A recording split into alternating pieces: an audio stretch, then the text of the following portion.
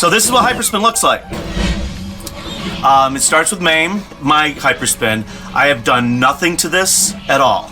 This is how it was out of the box. The only thing that I have done is actually, by accident, figured out how to make a Hyperspin favorites list, and that's what I operate off of mostly. But so this is Hyperspin itself, and these are all the emulators or the playlists or something. Again, I don't know much about this, but my Hyperspin starts with the MAME, and that's basically where I operate. That's where all the classic arcades, the coin ops are, and all that. If MAME also includes other stuff that's on this wheel, I don't know or know one way or the other. So if I say something wrong or misspeak, please, gatekeepers, take it easy on me. MAME 4, I'm not sure what this is. Again, I haven't really even explored these very much. I'm just showing you what I got with Hyperspin. MAME Kids, I'm assuming, is kid stuff, and then HB MAME Homebrew MAME, I'm assuming, is maybe somebody's, spin-offs of these. And then we have classics. I think these are just lists that are put together. We've got Atari Classics, Capcom.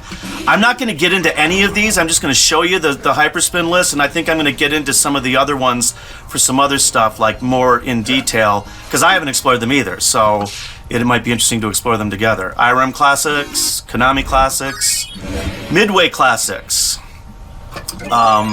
Namco Classics. And what they do is they pop up all of the games on this, because I'll show you my Hyperspin, my favorites list as well. But all these games, they pop out and they do this. From what I understand, I don't know if Hyperspin is if it's almost like VLC Media Player or there's a comp program out there, I forget what it is now.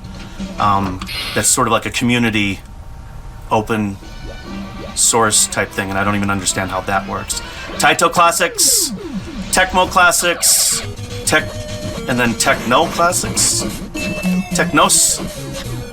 These are just arcade then. So then we get into the different things. Arcade, another arcade emulator. I have looked at this. This is actually like a lot of vector games, and there's also Vectrex on here, which is kind of cool. I love vector games. Action Max looks like a put together of gun games, or Action Max. It looks like it was a gun console. Never heard of that before. American Laser Games. That cowboy guy in those shapes.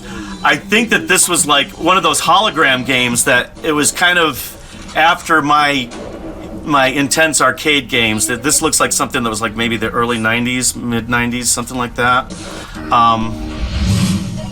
GX 4000. Home entertainment system, never heard of that. Apple II. I mean, that's back in the day stuff.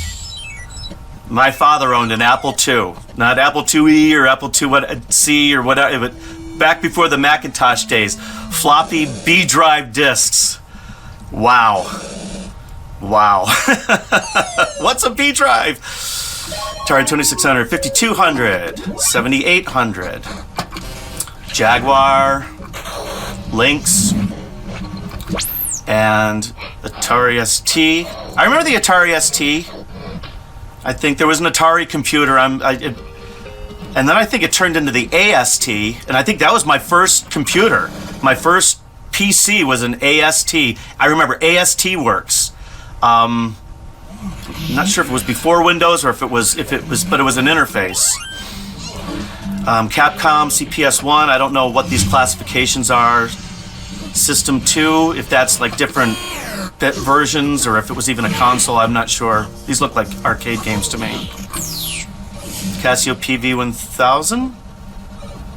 That looks like Super Chopper, which is just scramble with a helicopter. Cave. Okay, I don't know if that's just an emulator or if that's a system. Maybe it's just an emulator. Cave. Citizens Against Virtually Everything. That could be an acronym. ColecoVision. Commodore 64. Remember Commodore 64 and Intellivision and the Atari. It wasn't the 2600. It was just the Atari. I think VCS, not even VCS. Just the Atari. We just called it the Atari. and it was the only thing. Commodore 64 just looked too cumbersome, and loading stuff with tapes. I remember that too. Loading games with tapes. This stuff, America Online, the early days of America Online, and here's the Amiga systems. It looks like they're getting into like their CD TV. Loading stuff with tapes, and if you ever did the America Online and you heard the baud modems, the modems that and all that stuff, that's what it would sound like. Loading stuff with tapes, programs with tapes. And it would take forever too. Daphne, the infamous. We'll explore this because this is Space Ace and Dragon's Lair 2. I didn't even ever see Dragon's Lair 2 or Space Ace or a lot of these other games, but Dragon's Lair, I was there when they would open up that cabinet and would hit that laser disc when they would clean it or something, and it would just like explode. Pinball. Was never a real big pinball person, even in the arcade days. Got really good at Pinbot for some reason, but Cody. Odyssey 2. Looks like a Pac-Man ripoff. So they pop up one game, and then when you go into the wheel, it's like the bigger wheel is just the different games, and then if it's a big enough collection, they'll alphabetize them. So there's the Intellivision, and then MS-DOS. Now a lot of these things are MSX. A lot of these things are I don't know the difference between a port and a ROM and an emulator, or if the emulator just plays the ports. I know very, very little about this. So a lot of these things, Microsoft Windows, I obviously know, and I know that I've actually tried to play because the Wii on here, the Burger Time, looked really cool, and I like Burger Time, and it looked like a really cool Burger Time, but I think it wouldn't let me. It wouldn't let me play because the controller was wrong or the controller was misconfigured or something. I didn't mess with it. So I'm not sure if a lot of these things don't work because the controls aren't right or it doesn't read it. PC Engine CD-ROM. I don't think PC Engine was the original Nintendo. I think that was Family PC or something. I think that's on here too. PCFX. Super Graphics. That looks like the Turbo Graphics. Okay, I remember that system. Turbo Graphics CD, and then they got into all that stuff. See, by this time I was out of this. I was starting a family now, so I had a Sega Genesis, and that's what sort of took me to my PlayStation 1, and then by the time I got PlayStation 2, and it was the only reason why I got into any of that stuff was because they had the classic arcade collections. I didn't buy a PlayStation 1 until I saw that, hey, I can play Galaga, I can play Dig Dug on the PlayStation 1, that kind of thing. And then by the time we had a PlayStation 2, my son was into games, and then he sort of just took it over, and that was kind of it. So he always kind of had a PlayStation 2. Here's the Nintendo stuff. Family Computer, I think this was the original Nintendo. Nintendo GameCube import. Not sure what that is. And some of these things I will explore. I can almost guarantee you I will not explore a lot of this Nintendo stuff. I'm not a Nintendo person. I'm not a big console person. I'm not married to any particular brand or any particular manufacturer. I just really, really, really love certain types of video games, and most of these the classic arcade games. So we're into the Wii stuff, and I think that was WiiWare. There's one. Yeah, there's the Burger Time. That is such a cool looking Burger Time, and I would love to play it. Maybe if I got a Wii controller or a USB. I don't even know how Wii controllers, if you can get a USB Wii controller, and I've never really looked it up. You can look up on some chat rooms or Reddit, something like that. I don't do a lot of that either, so the resources for how to figure out how to make some of this work, I haven't really looked into, because again, I can play the games that I want to play. This just sort of came along with it. Here's some Pac-Man stuff. I might do this, one of these two Pac-Mans, and they might be just the same thing, just different versions of it.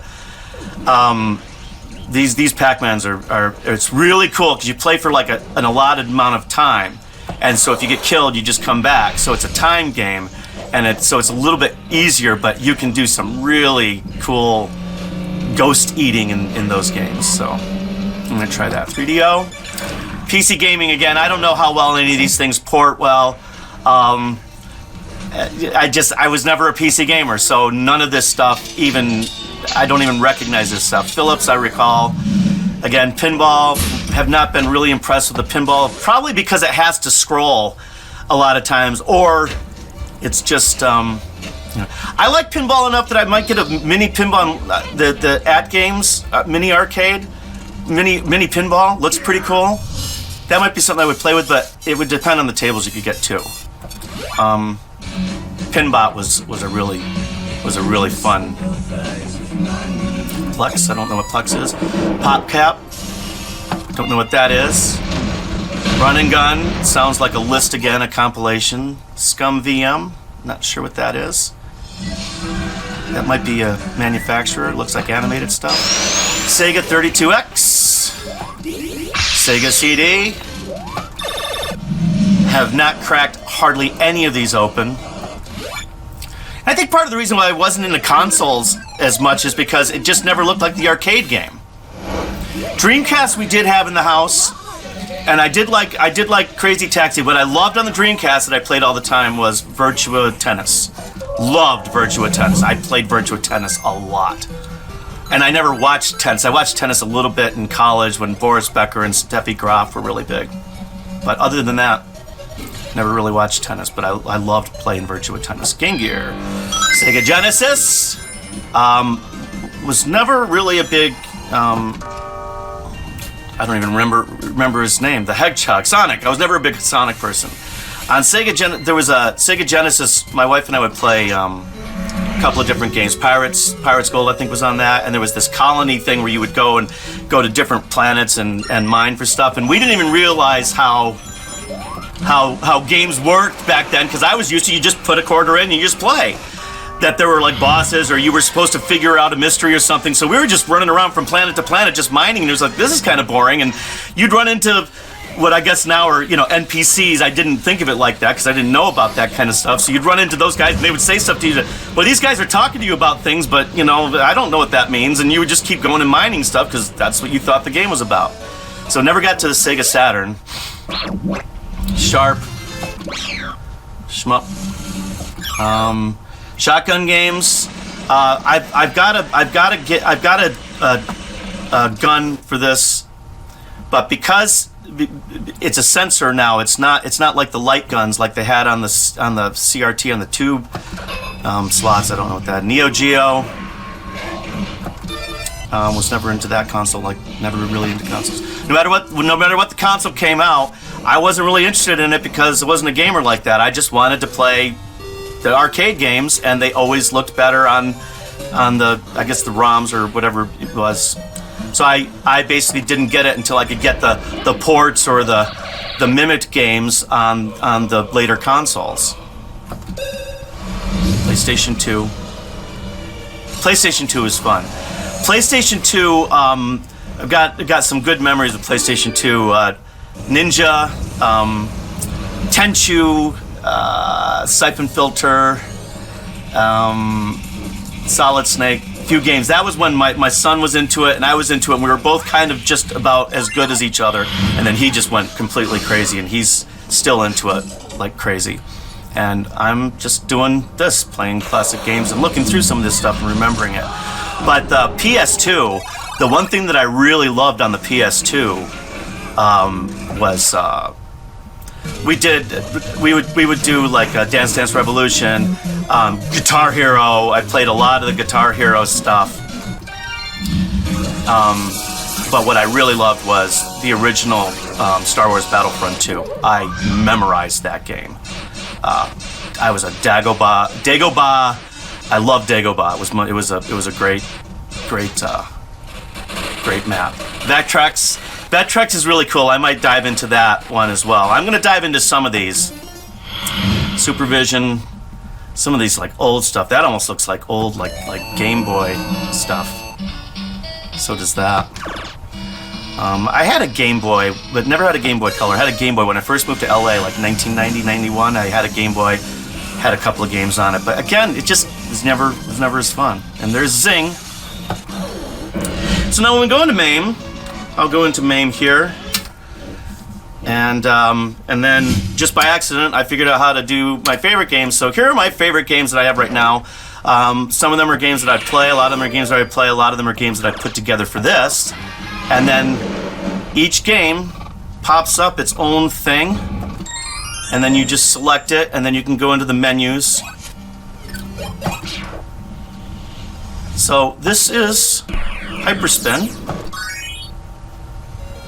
How it looks, how it operates, and then with these games, if you get into a menu that's big enough, you can actually zip to different letters. Like if you're in the MAME and there's like thousands of games in there, you do not want to be scrolling through everything. You want to, you know, if you're in the A's, you want to get to the M's. I can even show you real quick. I mean, if you're done watching this, then you're done watching it, I guess. So let's get out of this and we'll go back to MAME. So if we're in MAME here, I mean, so we started in the S's. And current genre, all genres, and I don't know where the genres are or anything like that. Again, and when you look up stuff, it's hard to find specific stuff. You tend to find people's ideas of what you're looking for as opposed to what you're actually looking for. So now, you know, you're obviously scrolling through all of this, and we're still in the S's, you know. So what you do is you can just go to different letters. And some of these are so much so that if you want to do something that starts with an S, but you want to do an ST game or, you know, a star game, you might want to go to RSTU. You might want to go to the U's and go backwards. I mean, some of those letters are that long. You almost want to go to the next letter and then just scroll up backwards. So that is Hyperspin. That's what Hyperspin looks like.